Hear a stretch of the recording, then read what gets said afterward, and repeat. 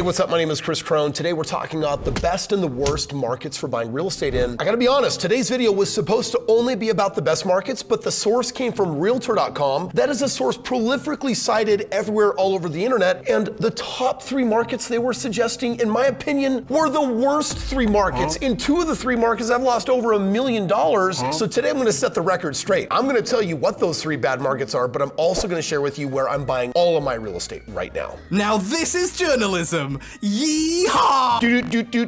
This just in. What's up? Kris Krohn's newsroom. Guys, we're talking about 2024. Where do you put your money in the game of real estate? And if you don't know where to put your money, let's get clear on just a couple of things. You understand that we just had a few weeks ago a rate drop, the first of likely 6 through 2024. And when you've got CNBC or UBS that are basically saying they're expecting a 2.75% rate drop, historically, guess what happens when rates drop? It stimulates the real estate economy. It stimulates the number of listings and purchases, and the prices start going north. But when you're missing millions of homes, how far north? Let's take a look at where we're at, what happened in 2023, and where we're headed, and then for sure, where you should not be buying real estate, but then where you definitely should be. So the median home sales price currently is residing at that $431,000 mark, but we kicked off the year just over $400,000. So in a year where we had high rates and almost no transactions in the game of real estate, we still saw the price increase. Now here's what's crazy. We saw a year of little to no transacting, right? I mean, we basically saw mortgage applications at an all-time low because rates were so high. People are saying, I can't afford a mortgage like that. I'm gonna wait until the Fed drops the rates. And so what would you expect to have happened in real estate? Normally, you would have expected the market to actually go down in value or maybe to hold still, maybe go up just a little bit like Zillow had forecasted a 1% increase, but that's not what we saw happen at all. Now, if you look at the 65-year average nationwide, we see an increase of 4.65%, which is crazy. Why is this actually happening? It's because we have this inventory of millions of homes that still need to be built. And so tensions are still high even with rates where they're at. So when we see the rates drop, it is gonna be on like Donkey Kong. It's gonna be crazy, which is why I'm buying as much real estate as I possibly can. Let's talk about Realtor.com. They came out with this article and they said, here are the best places to buy real estate in 2024. Number 1, Toledo, Ohio. Now, here's what they're thinking. The median home is sitting around $111,000, so it's extremely affordable. And you're like, shoot, the median home price nationwide, not all things made similar, is sitting at $430,000. You can buy a median home for $111,000. That's like a fourth of the cost. So you're thinking, that's gotta be good, right? Right, Realtor.com? But I wanna tell you something. I have owned over 100 homes in Ohio, and I lost dearly. And I want to tell you how it happened. There's a lot of what you call professional renters. And so real estate is so cheap that naive investors like I used to be, this was right after 2008 and 2009, I went in, I started buying all these cheap houses. I put $20,000, $30,000, $40,000 into fixing them up. Then I started renting them out. And you know what I discovered? That the renter would make their first or second payment and then they would stop. And then during the next 6 months, as a professional renter, they would basically stay there. They would wreck the place. And when they left, they would take everything with them they possibly could. The place was literally left off 6 months later in a worse condition.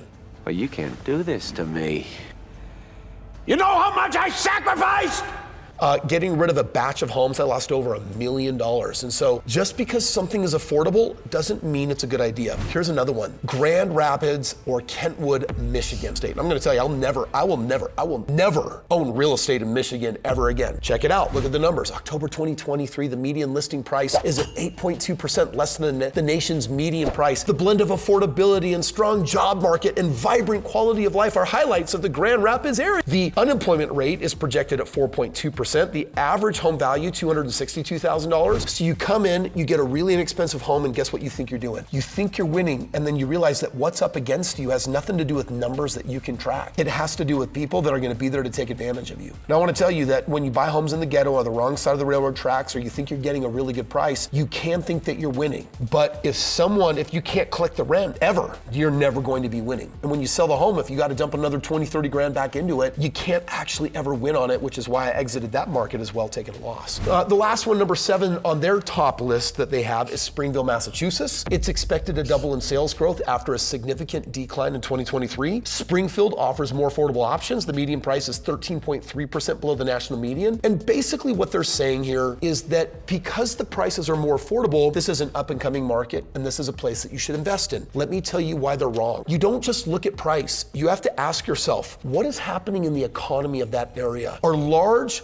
government projects and large companies moving in that are bringing thousands or tens of thousands of jobs. Why do I look for that? Because population determines everything. Real estate is not a game of boards and bricks. It's a game of people. And basically where the people go, the demand will be for more real estate, which means that an affordable area, that could be an indication that people have fled the area and said the economy is too bad, or they just shut down the plant, as has happened in both Michigan and Ohio in the respective areas. And so it's like, why have prices come down? I have no belief that they're actually going to be coming back up. You got to go where there's strong economic stimulation. Beyond that, where are people moving to? Like last year, over 500,000 people left New York and California. Where did they go? They went to Texas and Florida. So bottom line, that's how you win, which is why where you're going to win is in the following 3 markets, and I'll even give you a bonus. Number 1, Orlando, Florida. I buy hundreds of homes in that market. It is my highest appreciating market right now, and on top of that, has a number of other great perks. It does temporarily have a problem with increases on insurance, but that's being mitigated right now.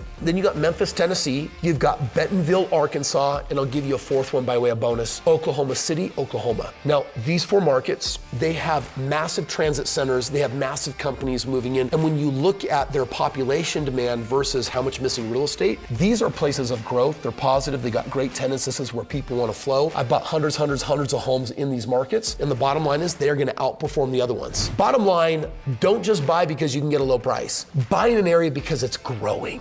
So the problem for the new investor is this DIY mindset. It's, I'm going to do it all by myself. So you trust a source like Realtor.com or Zillow, and you're like, all right, game on. I know where to find really good deals. I'm going to become an investor. But those new investors a year from now become don't wanters. And in our industry, that's a way of saying it didn't work out and now I'm liquidating and someone get me out of this nightmare. Which means you can go it yourself alone, but I've always learned that whether business or the game of real estate, where you win is by partnering with someone that knows the ropes, someone that knows winning. In my world, no one has scaled single family bigger than me. I've done over $2 billion of single family over the last 2 decades, over 6,500 single family projects. And I'll tell you, I know my markets and I know my ROIs. And if you've got 50 grand or more sitting in a 401k, an IRA, if you got it sitting as equity in a home or savings, and you're like, I've wanted to get into real estate because I heard that 90% of millionaires do it through the game of real estate, then I'm gonna invite you to try on a different methodology rather than do it yourself and have an oops moment. Instead, get with people that have done it before. Now, I'm inviting you to click the link below, get with me, let me show you what partnering with me looks like, because my game is really simple. You've got assets that are doing nothing for you. Let me show you where to put it, and then whatever profits we make, we'll split it, and we'll also just roll it into more deals. And when you do that, I can take a small amount of money, like $50,000, and I can show you by retirement how to turn that into millions of dollars. So if you're looking for financially getting ahead, or you're looking for financial freedom today, click the link below, fill out the information, get with me and my team, and let me show you how we win in real estate in this economy and the one happening next year and a decade from now. Kris, I got my money in a 401k. Why would I ever want to pull it out of there and put it into real estate? I made this video that a few people hate and a ton of people love, all about the 401k scam. There are 6 ways you are being scammed. This is information that the public does not have access to. Click right here. Let me tell you why you would never want to put your money in a 401k again and what you should do instead.